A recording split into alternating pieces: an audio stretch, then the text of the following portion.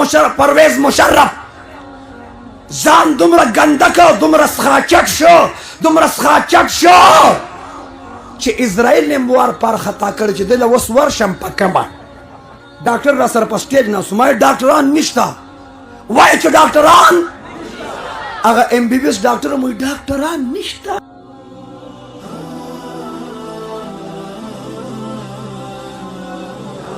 ډاکټرانو دلیل یې دا دی د پاکستان صدر مملکت او خیرن وزیر اعظم دا چې بیمار شي علاج لندن ته ځي که نه ځي؟ وایا ځي که نه ځي؟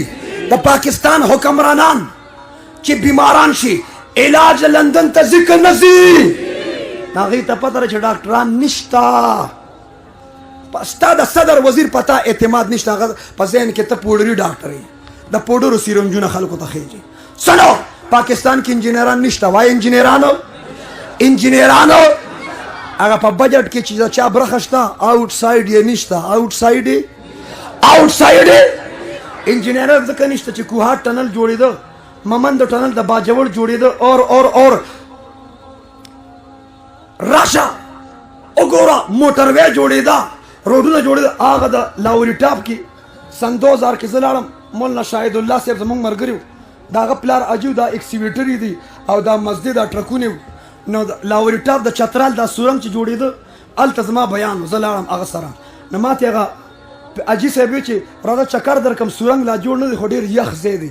نه موږ لاړو وی ګرځولم داسې چتپوزي واړه خلک وو. ما دا کم خلک دی؟ وی دا چینیان دي. ما په پاکستان کې انجینران ځکه نشته چې تر ټنل او روډونه جوړوي نو انجینران د چین او د جاپان نه راځي. تا خو انجینر پیدا نه کړو، تا له انجینران د چین او د جاپان نه راځي. په بجټ کې برخه شته، زمونږ په بجټ کې برخه نشته. مدرسې په خیراتونو چلیږي. اور وفاق المدارس عربیه ملتان دې کال 78,000 د قرآن حافظان پاکستان له ورکړل. دا د خیرات مدرسې دي. مدرسې په چاندو چلیږي، په خیرات. ارزه کې انقلاب مدرسې سره راغلی. مدرسه وجود کې څنګه راځي دې باندې ځان پوه کا. مدرسې سره انقلاب راځي په دې ځان پوه کا. پیغمبر انفرادي مهنت شروع کړ، کافرانو ته دعوت شروع کړ. یا ایها الناس قولوا لا اله الا الله تفلحون. لا اله الا الله کې نجات دی، لا اله الا الله کې فلاح ده، لا اله الا الله کې کامیابی ده. ها یو ماشومې د بناتو مدرسه ده، خواتین ته لږه حصہ ورکوم، خطاب کېږم. توجه، یو ماشومې جام کې، برتن میں، په کټوري کې، په لوښي کې، ګلاس کې اوبه راغستې او په دې ګڼه کې وردن نشوه. اوله ماشومه ده او چیغې وایي خلقه لار راته پرېږدی، خپل بابا جان له اوبه وړمه. زما د بابا جان مرۍ اوچه شوې ده، خوله کې لاړې اوچې شوې دي، ها پیاس لګېدلې، تنده لګېدلې، بوخ لګېدلې، لوږه لګېدلې. خلقه لار راته پرېږدی، خپل بابا جان له اوبه وړمه. ها پیغمبر کافرانو ته دعوت اور تبلیغ کوي. کمې ماشومې چې ورپسې اوبه ګرځولي دا زما د پیغمبر نور نظر، لخت جگر گوشه، فاطمه الزهرا سیدة النساء فی الجنه رضی الله عنها وا. پیغمبر به دعوت او تبلیغ کو، فاطمه به ورپسې اوبه ګرځولي. د طایب په لارو کوڅو کې پکاڼو ویشته، ته خو 400 کې لا پکاڼو چا نه لیدلي. پکاڼو ویشتلی شو، لهو لوهان شو، جسد اطهرنا، وینه روانه شوه، وینه کورته ته ورسېده. زما د پیغمبر په پیزار مبارک وینه دومره منجمد چکه شوه. زما نبي ته د پیزار نه خبره وکړل مشکل، تکلیفونه انتها ته، صحبتونه انتها ته. هجرت وشو، راغی مسجد نبوي، راورسېد.